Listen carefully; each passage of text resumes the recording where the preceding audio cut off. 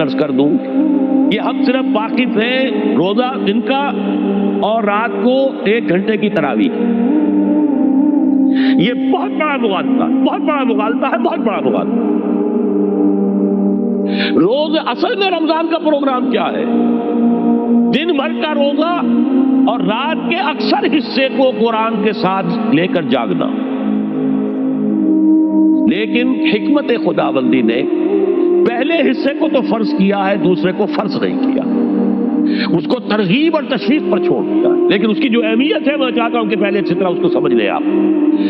دیکھیے پہلی حدیث اس میں ہے ان سلمان الفارسی رضی اللہ تعالی عنہ قال خطبنا رسول اللہ صلی اللہ علیہ وسلم فی آخر یوم من شعبان.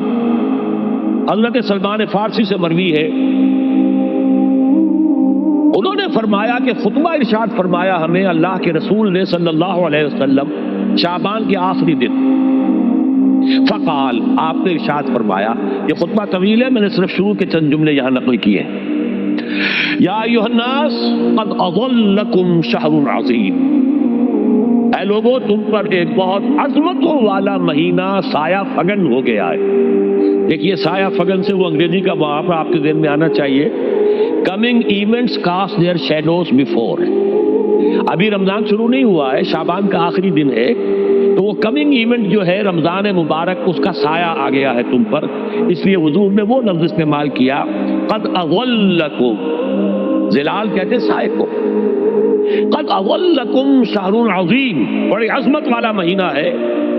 شہر مبارک، بہت برکت والا مہینہ ہے. شہر فیہ لیلۃ خیر من الف شہر، اس میں ایک رات وہ بھی ہے، وہ مہینہ جس میں ایک رات وہ بھی ہے جو 1000 مہینوں سے افضل ہے. انا انزلناہ فی لیلۃ القدر وما ادراک ما لیلۃ القدر لیلۃ القدر خیر من الف شہر. اب جو اگلے 2 جملے ہیں وہ نوٹ کیجئے. جعل اللہ صیامہ فریضۃ وقیام لیلہ تطوعا، اللہ نے ٹھہرایا ہے، قرار دیا ہے اس کا روزہ رکھنا تو فرض کے درجے اور اس کی رات کا قیام تطوع کے درجے میں، اپنی مرضی پر، اپنی خواہش پر، نفل کے طور پر یہ تم پر لکھ دیا گیا ہے. لکھا تو گیا ہے، جعلہ تو ہے. مجعول کا جو پہلا مفعول ہے وہ کیا ہے؟ جعلہ کا. مجعول اول کیا ہے؟ دن کا روزہ.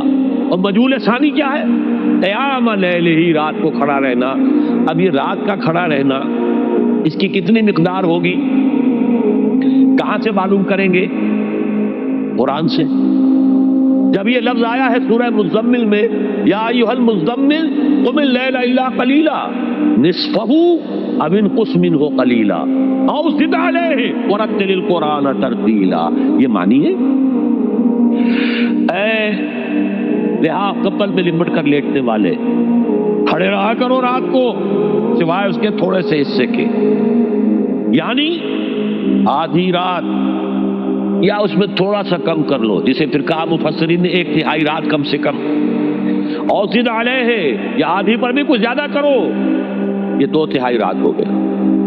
ورتل القرآن ترتیلا، اور قرآن کو اتارا کرو تھوڑا تھوڑا تھوڑا. یہ ترتیل، تفریل، تنزیل، جیسے قرآن تھوڑا تھوڑا محمد پر نازل ہوا صلی اللہ علیہ وسلم، ایسے ہی تھوڑا تھوڑا تھوڑا قرآن اپنے اندر اتارو.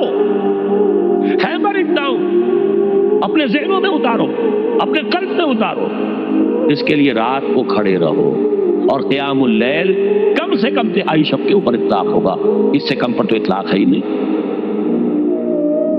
اگلی حدیث پڑھیے. اور یہ ہے جو عام طور پر ہر مسجد میں بھی آج کل خوب یہ گونج رہی ہوگی، حدیث بیان ہوتی ہے، اس لیے کہ بخاری اور مسلم دونوں میں موجود ہے، متفق علیہ روایت ہے. اس سے اونچا تو درجہ سند کے اعتبار سے تو حدیث کا کوئی اور درجہ اس سے اونچا ہے نہیں. عن ابی ہریرہ رضی اللہ عنہ قال قال رسول اللہ صلی اللہ علیہ وسلم، حضرت ابو ہریرہ سے روایت ہے، آپ نے فرمایا کہ ہاں حضور نے ارشاد فرمایا من صام رمضان ایمانا و احتسابا غفر له ما تقدم من ذنبه، جس نے روزہ رکھا رمضان مبارک کے دوران اللہ پر یقین رکھتے ہوئے اور اس سے اجر و ثواب کے حاصل ہونے کی امید میں، اس کے تمام پچھلے گناہ معاف ہو جاتے ہیں. ومن قام رمضان ایمانا واحتسابا غفر له ما تقدم من ذنبه، اور جو کھڑا رہا رمضان کے دوران، کھڑا رہا ہے، جیسے سامہ، میں نے شروع میں آپ سے عرض کر دیا تھا، یہ مصدر سامہ یصوم صومن، قام یقوم قیاما، ومن قام رمضان، جو کھڑا رہا رمضان کے دوران، پورے رمضان کے دوران کھڑا رہا، ایمان و احتساباً کی شرط پھر وہی ہے، غفر له ما تقدم من ذنبه، وہی اجر اس کا بھی ہے۔ ومن قام لیلۃ القدر ایمانا واحتسابا غفر له ما تقدم من ذنبه، اور جو خاص طور پر لیلۃ القدر میں کھڑا رہا ایمان اور احتساب کے ساتھ، اس کے بھی پچھلے گناہ معاف ہو گئے۔ اب یہ قامہ اور سامہ جیسے آ رہا ہے ایک دوسرے کے ساتھ پیرلل ہو کر، اس کو نوٹ کر، من سام رمضان من قام رمضان، کیا یہ 1 گھنٹے کی تراویح جو ہے اس پر پوری اترتی ہے؟ نسبت خاک رہا بعالم پاک، کوئی اس میں ریشو پروپورشن جڑتی نہیں۔ اگلی حدیث بھی پڑھ لیجیے، یہ وہی آگے عبداللہ ابن عمرو بن العاص رضی اللہ تعالی عنہما، جن کے بارے میں میں نے عرض کیا تھا، بہت ہی زاہد منش، بڑے عابد، ہر روز روزہ اور پوری رات نماز پڑھتے تھے، دو راوی ہیں اس کے۔ عن عبداللہ ابن عمرو رضی اللہ عنہما ان رسول اللہ صلی اللہ علیہ وسلم قال الصیام والقرآن یشفعان للعبد، روزہ اور قرآن دونوں بندے کے حق میں شفاعت کریں گے۔ یقول الصیام، روزہ یہ کہے گا، اے رب، اے پروردگار، انی منعتہ الطعام والشہوات بالنہار، میں نے تیرے اس بندے کو روکے رکھا کھانے پینے سے اور شہوت سے دن کے وقت، فشفعنی فی، میری وجہ سے روکا رہا، یہ کھانے کو اچھے سے اچھے جو ہے وہ موجود تھے کھانے، اور پینے کے لیے اعلیٰ سے اعلیٰ مشروب تھے، یہ رکا رہا میری وجہ سے کہ روزہ رکھا ہوا تھا، اور جیسا میں نے کہا منکوحہ بیوی موجود تھی لیکن رکا رہا، تھامے رکھا اس نے اپنے آپ کو میری وجہ سے، تو میری شفاعت اس کے حق میں قبول فرما۔ وَيَقُولُ الْقُرْآنُ، اور قرآن یہ کہے گا، مَنَعْتُهُ النَّوْمَ بِاللَّيْلِ، میں نے اسے روکا رکھا رات کو سونے سے، فشفعنی فی، تو پروردگار میری شفاعت اس کے حق میں قبول فرما، فیشفعان، تو ان دونوں کی شفاعت قبول کی جائے گی۔ سوال یہ ہے کہ کیا روزہ 1 گھنٹے کا یا 2 گھنٹے کا ہے؟ تو یہ قیام جو ہے یہ 1 گھنٹے کا کیسے ہو گیا؟ تو میں نے پہلے کوسچن مارک آپ کے ذہن میں کھڑا کر دیا، اب جواب سنیے اس کا۔ جواب یہ ہے کہ اس کو اللہ تعالیٰ کی حکمت یہ تھی کہ اسے فرض نہ کیا جائے، اس کو معلوم ہے، عَلِمَ أَنَّ سَيَكُونُ مِنكُم مَّرْضَىٰ وَآخَرُونَ يَضْرِبُونَ فِي الْأَرْضِ يَبْتَغُونَ مِن فَضْلِ اللَّهِ وَآخَرُونَ، اللہ کے علم میں ہے، میرے کچھ بندے ہوں گے بیچارے غریب مستور، دن بھر مشقت کریں گے، محنت کریں گے، وہ روزہ ہی رکھ لیں، بہت بڑی بات ہے، بہت بڑی بات۔ رات بھر کا قیام کیسے کریں گے؟ 2/3 رات کیسے کھڑے رہیں گے؟ آدھی شب کیسے ممکن ہے؟ لہذا فرض نہیں کیا، حضور نے بھی فرض نہیں کیا، نہ اس کو آپ نے لازم کیا، نہ اس کے لیے وہ زوردار جو لوگوں سے کہا کہ ضرور پڑھو، چھوڑ دیا پڑھو، اصل لوگ پڑھتے تھے اپنے طور پر۔ اب یہ کہ کوئی آدھی رات کھڑا ہے، کوئی 1/3 رات ہے، کوئی پوری رات ہے، ہاں پھر اللہ کے بندے۔ لیکن 3 دن حضور نے یہ باجماعت نماز پڑھا دی، لیکن پڑھائی ہے وہ تہجد کے وقت، یعنی لوگ رات کے وقت جو بھی ہے کھڑے ہیں، جاگ رہے ہیں، قرآن پڑھ رہے ہیں، لیکن یہ کہ خاص تہجد کے وقت آپ اپنے حجرے سے برآمد ہوئے تو لوگ جمع ہو گئے، آپ کے گرد جمع ہو گئے۔ آپ نے 3 دن یہ 8 رکعتیں جو تہجد کی حضور کی ہوتی تھی، وہ آپ نے 8 رکعتیں پڑھائیں باجماعت، لیکن وہ وقت تہجد کا تھا، یہ نوٹ کر لی۔ 4تھے دن بھی صحابہ منتظر رہے، جب حضور برآمد ہوں گے تشریف لائیں گے، نہیں آ رہے حضور، تو کچھ کھنگار بھی رہے ہیں، کہیں پتہ نہیں حضور کہیں اونگ نہ آ گئی ہو تو ہماری آوازوں سے جاگ جائیں، پھر بھی نہیں آئے حضور۔ اگلے روز آپ نے فرمایا کہ میں جان بوجھ کر نہیں آیا، میں اگر یہ متواتر تمہیں پڑھاؤں گا تو یہ تم پر فرض ہو جائے گی۔ یہ ہے وہ رافت اور رحمت، بالمومنین رؤوف الرحیم، جو اللہ تعالیٰ کی شان ہے رحمان الرحیم ہونے کی، بالمومنین رؤوف الرحیم، یہ محمد الرسول اللہ بھی ہے، تم پر یہ سختی جو ہے یہ تمہارے لیے قابل برداشت نہیں ہوگی، لہذا میں نے یہ 3 دن صرف پڑھائی ہے، اگر مسلسل پڑھاتا تو فرض ہو جاتا۔ یہاں تک تو ہے حکمت نبوی کا معاملہ، اب آیا حکمت صحابی یا حکمت خلیفہ راشد۔ یہی معاملہ رہا حضور کی حیات طیبہ کے دوران، یہی حضرت ابوبکر رضی اللہ تعالیٰ عنہ کی خلافت کے دوران، یہی حضرت عمر کا بھی ابتدائی دور۔ لیکن دور خلافت عمر فاروق کے دوران یہ واقعہ آیا کہ حضرت عمر داخل ہوئے مسجد میں، دیکھا رات کے وقت ابھی کوئی باجماعت تراویح کا کوئی انتظام نہیں تھا. آپ نے دیکھا کچھ لوگ مسجد کے اس کونے میں کھڑے ہیں، ایک حافظ ہے، سارے تو حافظ نہیں ہوتے تھے نا، تو کوئی حافظ ادھر، انہوں نے 5 6 7 8 آدمیوں نے کسی حافظ سے وہ گزارش کی، وہ انہیں قرآن سنا رہا ہے، وہ کھڑے سن رہے ہیں. کوئی دوسرے کونے میں ایک دم کٹا ہے، کوئی تیسری طرف ہے، کہیں ہے. تولیوں کے اندر لوگ جو ہے وہ قیام اللیل کا حق ادا کر رہے ہیں. آپ نے فرمایا کیا ہی بہتر ہو کہ یہ سب جمع ہو جائیں کہ امام کے پیچھے، اور پھر یہ کہ اسے عشاء کے ساتھ متصل رکھ دے، تاکہ جس کو کہتے ہیں عربی میں ما لا یترک کلہ لا یترک کلہ، اگر کوئی شے کل کی کل حاصل نہیں ہو سکتی تو کوئی شخص بھی مسلمان بالکل محروم نہ رہ جائے. کم سے کم یہ 20 رکعت تراویح تو پڑھے اور قرآن سن لے، تاکہ کسی نہ کسی درجے میں تو اس کا بھی حصہ ہو جائے اس کی برکات میں سے. یہ ہے حکمت حضرت عمر فاروق کے فیصلے کی. اور چونکہ حضور نے فرمایا علیکم بسنتی و سنت الخلفاء الراشدین المہدیین، تم پر لازم ہے کہ میری سنت کو اور میرے خلفاء راشدین کی سنت کو مضبوطی سے پکڑو. یہ وجہ ہے کہ فقہاء اربعہ جو ہیں ہمارے، وہ سب کے سب اس کو واجب کے درجے میں رکھتے ہیں، اس لیے کہ یہ فیصلہ حضرت عمر کا، عمر خلیفہ راشد ہیں رضی اللہ تعالی عنہ. لہذا یہ نظام بن گیا تراویح کا. اب میں اس کی نفی نہیں کر رہا، لیکن جو شخص سمجھتا ہے کہ اس سے اصل حکمت اور غرض و غایت پوری ہو گئی، وہ مغالطے میں مبتلا. یہ تو علی الاقل کم سے کم اس درجے میں کہ ہر مسلمان کم سے کم اس درجے تک تو جو ہے وہ کچھ نہ کچھ حاصل کر ہی لے، اور وہ اس سے محروم نہ ہو بالکل ہی. ما لا یدرک کلہ لا یترک کلہ، اس درجے میں حضرت عمر کا فیصلہ ہے، اور اسی کی وجہ سے ہمارے خلفاء، ہمارے جو ائمہ اربعہ انہوں نے قبول کیا ہے. اور یہی اس مسئلے کا حل ہو جائے گا جو اہل حدیث حضرات اس کے اوپر جو ہے چیلنج بھی شائع کرتے ہیں. کوئی ثابت کر دے حضور سے 20 رکعتیں تو ہم اتنے لاکھ، ہم بھی کہتے ہیں کہ حضور سے ثابت نہیں ہے، کون کہتا دعویٰ ہی نہیں. یہ تو حضرت عمر کا فیصلہ ہے، حضرت عمر کا فیصلہ، خلیفہ راشد کا فیصلہ، اس کو امت نے قبول کیا ہے، لہذا وہ نظام ہے، رہے گا. اور یہی جو ہے آپ کو معلوم ہے، حالانکہ یہاں اکثریت جو ہے وہاں پر وہ اہل حدیث حضرات کی ہے سعودی عرب میں، حرمین میں وہی 20 رکعت تراویح ہوتی، اس لیے کہ وہ ان کا جو آفیشل مسلک ہے وہ مسلک حنبلی، حنفی نہیں ہے، وہ حنبلی مسلک میں بھی یہی ہے، شافعی میں بھی یہی ہے. مالکی میں تو 36 تک کی روایتیں موجود ہیں، 36 رکعت. لیکن یہ ہے کہ یہ ہے وہ 20 رکعت تراویح کا معاملہ، اس کی نفی میری بات سے نہ سمجھ لیجیے گا، وہ ٹھیک ہے، حضرت عمر کا فیصلہ ہے. پھر یہ کہ یہ آسان ترین ہے کہ عشاء کے ساتھ ہی متصل پڑھ لی، اور آج تو ہماری نیند کا کوئی حصہ اس میں جاتا ہی نہیں، کون سوتا ہے اس سے پہلے، سوال ہی پیدا نہیں ہوتا. لیکن یہ جو کہہ رہے ہیں کہ قرآن کہے گا میں نے اسے نیند سے روکے رکھا، اس کا حق کہاں ادا ہوا؟ اس کا حق تو ادا ہوگا کہ تہائی ورنہ نصف شب کے لگ بھگ آپ جاگے قرآن کے ساتھ.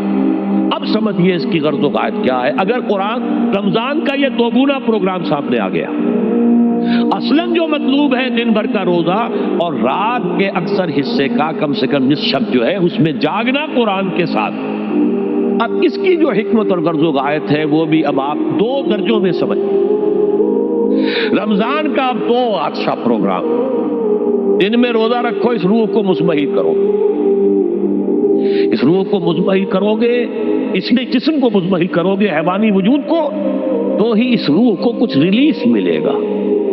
بھاری بوجھ کسی کے قدموں میں پڑا ہوا ہے، وہ کیسے اوپر اٹھے گا؟ ذرا اس کے نیچے جو وزن ہے، لنگر بھاری ہے، جہاز کا کیسے چلے گا؟ لنگر تو اٹھاؤ. تو اس طریقے سے وہ ذرا بوجھ سے اس کو تھوڑا سا ریلیف دو، رات کو کھڑے ہو جاؤ. اب اپنی روح پر نازل کرو اللہ کے کلام. تیرے ضمیر پہ جب تک نہ ہو نزول کتاب، گرا کشا ہے نہ راضی نہ صاحب کشاف. اب یہ فوار پڑ رہی ہے تمہارے اوپر، تمہارے اندر اس کو جذب ہونا چاہیے. اس سے کیا ہوگا؟ روح کو تقویت حاصل ہوگی. اس کو مثال سے پہلے سمجھا دو. کوئی شخص پیاس سے مر رہا تھا، اس درجہ پیاسا تھا کہ اس کے اوپر بے ہوشی بھی طاری ہو گئی ہے. کوئی شخص آیا، اس نے پہلے اس کو پانی کے چھینٹے دیے، کچھ ہوش میں آیا. اب اسے پانی کا کوئی کٹورا لگا دیا اس کے منہ سے. پانی کے ایک گھونٹ کی جو لذت اسے اس وقت محسوس ہوگی، کیا کبھی زندگی میں کسی کو محسوس ہو سکتی؟ یہ پانی کتنی بڑی قیمت ہے، قیمتی شے ہے. یہ تو اسی سے پوچھئے جسے شخص پیاس لگی تھی، اور پیاس کی وجہ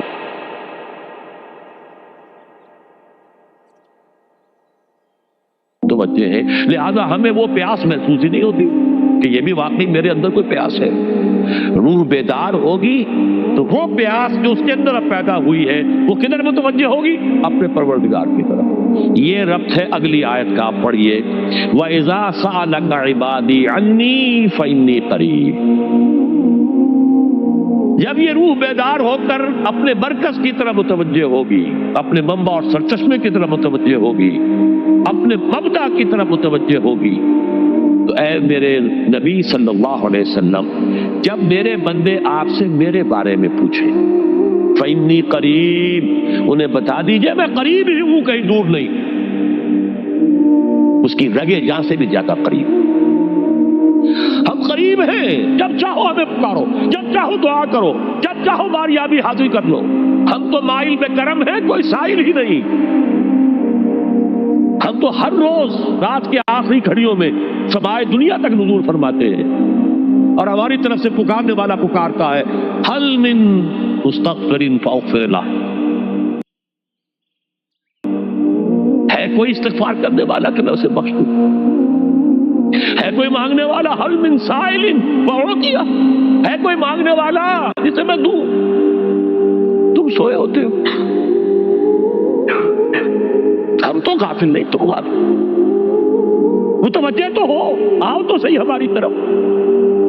حدیث قدسی میں آیا ہے میرا بندہ میری طرف چل کر آتا ہے، میں دوڑ کر آتا ہوں، وہ بارش بڑھاتا ہے، میں ہاتھ بڑھاتا ہوں، میرا بندہ میرا ذکر اپنے دل میں کرتا ہے، میں اپنے جی میں اس کا ذکر کرتا ہوں، یاد کرتا ہوں، اور میرا بندہ اگر کسی محفل میں میرا ذکر کرتا ہے، میں اس سے بہت اعلیٰ محفل میں اس کا ذکر کرتا ہوں، ملائے اعلیٰ کی محفل میں ذکر کرتا ہوں۔ یہ حدیث کے الفاظ ہیں کہ تو تم غافل ہو بھائی ہم سے، ہم تو غافل نہیں۔ اغیب و ذو اللطائف لا یغیب وارجو ہو رجال لا یخیب، میں غائب ہو جاتا ہوں، وہ تو غائب ہونے والی ہستی ہی نہیں ہے، ہر آن موجود، هو معكم أينما كنتم وَإِذَا سَأَلَكَ عِبَادِي عَنِّي فَإِنِّي قَرِيبٌ أُجِيبُ دَعْوَةَ الدَّاعِ إِذَا دَعَانِ فَلْيَسْتَجِيبُوا لِي۔ لیکن اب آئی بات اصل، یہ دو طرفہ بات ہوگی، مجھ سے دعا کرو، کسی وقت کی پابندی نہیں، کسی جگہ کی پابندی نہیں، ناپاکی کی حالت میں ہو تب بھی دعا کر سکتے ہو، میری کتاب کو ہاتھ مت لگانا، مجھ سے دعا کر سکتے ہو، دعا پہ کوئی پابندی نہیں، لیٹے مانگو، بیٹھے مانگو، ناپاکی میں مانگو، پاکی میں مانگو، جب چاہو مانگو مجھ سے، دعا میں کوئی خطر نہیں، اور جہاں پکارو گے there and then I will listen to you and I will grant your prayers۔ اجیبو جو ہے، اجیبو دونوں مان، جواب دینا اور قبول کرنا، اجابت استجابت دونوں کا ایک ہی مفہوم ہے، جواب دینا اور قبول کرنا۔ اجیب دعوت الداعی اذا دعان، میں تو ہر پکارنے والے کی پکار کو سنتا ہوں، قبول کرتا ہوں جب بھی وہ مجھے پکارتا ہے، لیکن فلیستجیبوا لی، میرا بھی تو کہنا مانو، چاہیے کہ یہ بھی میرا کہنا مانے، مجھ سے محبت کریں، مجھ سے لو لگائیں، میرے دین کے لیے اپنے آپ کو وقف کرے، ان صلاتی و نسکی و محیای و مماتی للہ رب العالمین، میرے باغیوں کے خلاف بغاوت کرے، میرے دین کا جھنڈا اونچا کرے، یہ سارے احکام ہیں کہ یہ قرآن میں۔ قاتلوہم، جیسا کہ میں نے آپ کو بتایا اگلے ہی رکوع میں قتال کا حکم آ رہا ہے، اب وہ گھوڑوں کو روزہ رکھواتے تھے، بتا دیا یہ روزہ تمہیں کس لیے رکھوایا جا رہا ہے، اگلے ہی رکوع کے اندر حکم ہے قاتلوا فی سبیل اللہ الذین یقاتلونکم وقاتلوہم حتی لا تکون فتنۃ ویکون الدین للہ، اللہ کے لیے دین ہو جائے، پورا کا پورا نظام اللہ کے تابع آ جائے، اس کے لیے پہلے دعوت دو، محنت کرو، جد و جہد کرو، اس دعوت کے نتیجے میں جمعیت فراہم کرو، جب جمعیت اتنی ہو جائے کہ پھر اس باطل نظام کے خلاف بغاوت کر سکو تو کرو بغاوت، اگر باطل نظام کے خلاف بغاوت نہیں کرتے ہو تو پھر ہم سے بغاوت ہے تمہاری، پہلے ذہنی بغاوت ہے، آپ ڈس اون کیجئے ذہنی اعتبار سے، نفسیاتی اعتبار سے، میں اس نظام کو نہیں اون کرتا، ریکنسائل نہ کیجئے اس کے ساتھ، کوئی تعاون نہ کیجئے اس کے ساتھ، کوئی چاچری اور ملازمت نہ کیجئے اس کی، تن من دھن لگائیے اس نظام کو بدلنے کے لیے، چاہے ابھی وہ دعوت کے مرحلے میں ہے، لوگوں کو تیار کیا جا رہا ہے، تربیت دی جا رہی ہے، تزکیہ کیا جا رہا ہے، لیکن ہدف کیا ہے؟ تاکہ اللہ کا دین غالب، فَلْيَسْتَجِيبُوا لِي، میرا بھی تو کہنا سنے اور مانے۔ میں جہاد کا حکم دیتا ہوں تو جہاد کریں، میں اقامت دین کا حکم دیتا ہوں اقیم الدین تو اس کے لیے کھڑے ہو جائیں، میں قتال کا حکم دوں تو قتال کریں۔ فَلْيَسْتَجِيبُوا لِي وَلْيُؤْمِنُوا بِي، اور مجھ پر ہی اپنا ایمان پختہ رکھیں، توکل کریں تو مجھ پر کریں، محبت کریں تو مجھ سے، راضی رہے تو میری تقدیر پر راضی رہے، توکل ہو، راضی برضائے رب ہو، اطاعت ہو، جب تک یہ ساری چیزیں اللہ کے لیے نہ ہو جائیں۔ والذین آمنوا اشد حبا للہ، اصل میں تو مومن وہ ہوتے ہیں جو سب سے بڑھ کر شدید ترین محبت اللہ سے کرتے ہیں۔ قل ان کان آباؤکم وابناؤکم واخوانکم وازواجکم وعشیرتکم واموال اقترفتموها وتجارۃ تخشون کسادها ومساکن ترضونها احب الیکم من اللہ ورسولہ وجہاد فی سبیلہ فتربصوا حتی یاتی اللہ بامرہ واللہ لا یہدی القوم الفاسقین۔ اے نبی ان سے کہہ دیجئے اگر تمہیں اپنے باپ، اپنے بیٹے، اپنے بھائی، اپنے اسپاؤسز، بیوی کے لیے شوہر، شوہر کے لیے بیوی، اور رشتے دار، اور تمہارے وہ مال جو تم نے بڑی محنت سے جمع کیے ہیں، تمہارے وہ کاروبار جن کا تمہیں اندیشہ ہوتا ہے کہ کساد بازاری نہ ہو جائے، کہیں پر جو ہے ریسیشن نہ آ جائے، اور تمہارے وہ مکان اور محلات جو تم نے بنائے ہیں، اگر یہ 8 چیزیں محبوب تر ہیں اللہ سے اور اس کے رسول سے اور اس کی راہ میں جنگ کرنے سے، جہاد سے، تو جاؤ دفع ہو جاؤ، بیٹھو وہاں یہاں تک کہ ہم اپنا فیصلہ سنا دیں۔ اور اللہ ایسے فاسقوں کو، ایسے ناہنجاروں کو ہدایت نہیں دیتا۔ یہ ہے قرآن آیت نمبر 24 سورہ توبہ۔ فَلْيَسْتَجِيبُوا لِي وَلْيُؤْمِنُوا بِي لَعَلَّهُمْ يَرْشُدُونَ۔ اب وہ لفظ آ گیا رشد۔ دیکھیے پہلے آیا تھا لعلکم تتقون، روزہ، مجرد روزہ تقوی پیدا کر دے گا، ضبط نفس، اور ضبط نفس بھی وہ جو حکم خداوندی کا تابع ہے۔ یہ روزے کی ریاضت ہے، روزے کی ریاضت کا حاصل۔ رمضان کے روزے کے ساتھ قیام اللیل کا دو گنا پروگرام، دن میں روزہ، رات کا قیام قرآن کے ساتھ۔ اس کا پہلا نتیجہ کیا ہے؟ لعلکم تشکرون، تاکہ قرآن کی عظمت منکشف ہو جائے، قرآن کی قدر و قیمت سے تم آگاہ ہو جاؤ، تمہیں معلوم ہو جائے کتنی بڑی دولت ہے جو اللہ نے دی ہے۔ اور آخری بات یہ، جب تمہاری روح بیدار ہو جائے گی، اپنے مالک کے ساتھ ہم کلام ہوگی، اسی کا نام دعا ہے۔ دعا ہے جس کے بارے میں حضور نے فرمایا الدعاء اخ العبادہ، یہ عبادت کا جوہر ہے۔ الدعاء هو العبادہ، دعا ہی تو اصل عبادت ہے۔ یہ دعا ہی تو ہمیں میسر نہیں ہے۔ 17 رکعتیں پڑھنی ہیں ہم نے عشاء کی، لیکن اللہ کے ساتھ کوئی لوح نہیں لگی، ادھر کی ادھر کی سوچیں آ رہی ہیں۔ 17 رکعتیں پڑھی ہوں یا 7 پڑھی ہوں، 10 پڑھی ہوں، آپ کو اجر ملے گا، لیکن آپ کو دعا نصیب نہیں ہوئی۔ دعا کب ہوتی ہے؟ بقول اقبال، یہ جو میرے اندر ہے فائنائٹ ایگو، انائے صغیر، انا میں، یہ چھوٹی سی انا ہے، اس انائے کبیر، اس انائے کبیر کے لیے سب سے بڑی جو مظہر آیت ہے قرآن مجید میں وہ سورہ طٰہٰ، اننی انا اللہ لا الہ الا انا، میں ہوں وہ اللہ جس کے سوا کوئی نہ۔ اننی انا اللہ لا الہ الا انا، یہ ہے فاعبدنی واقم الصلاۃ لذکری۔ یہ انائے کبیر ہے، انفائنائٹ ایگو، اللہ، انا اللہ، بگ انا، اور یہ چھوٹی سی انا ہے، انا میں۔ جب یہ انائے صغیر انائے کبیر کے روبرو آتی ہے، ہم کلام ہو، یہ ہے دعا۔ اگر یہ جاگی ہی نہیں، بیدار ہوئی نہیں، ہم کلام ہوئی نہیں، تو دعا تو حاصل نہیں ہوئی۔ مخ عبادت جو ہے، جوہر عبادت کا حاصل نہیں ہوا۔ ہاں ایک شکل ہے عبادت کی، مراسم عبودیت ہے، یہ اشکال ہے، رہ گئی رسم ادا روح بلالی نہ رہی، فلسفہ رہ گیا تلقین غزالی نہ رہی، ایک شکل ہے، تم نے کر لی، اجر ملے گا، آخر وقت نکالا ہے، آپ اللہ کے سامنے کھڑے ہوئے ہیں، اجر سے محنت کا جو اجرت وہ دے گا، لازم اس پر بھی دے گا، لیکن حقیقت صلاۃ کوئی اور شے۔ اسی لیے کہا محمد رسول اللہ صلی اللہ علیہ وسلم الصلاۃ معراج المومنین، اہل ایمان کے لیے یہ معراج کے درجے کی شے ہے۔ معراج میں مکالمہ ہوا تھا، التحیات للہ والصلوات والطیبات، یہ حضور نے فرمایا۔ السلام علیکہ ایھا النبی ورحمۃ اللہ وبرکاتہ، کس نے کہا؟ اللہ نے فرمایا۔ السلام علینا وعلی عباد اللہ الصالحین، حضور نے فرمایا اس سلامتی میں تمام اللہ کے نیک بندوں کو شامل کر رہا ہوں، سلامتی مجھ پر بھی ہو اور تمام اللہ کے نیک۔ یہ مکالمہ ہے، مخاطبہ ہے۔ جب تک یہ مکالمے اور مخاطبے کی شکل نہیں، اگر وہ انائے صغیر جاگی ہی نہیں، سوئی ہوئی ہے، بے ہوش ہے، پڑی ہوئی ہے، سسک رہی ہے یا مر چکی ہے، روح مر بھی جاتی، جسم زندہ ہے، روح مر چکی، جسم جان کے ساتھ زندہ ہے، حیوان انسان زندہ ہے، انسان مر چکا۔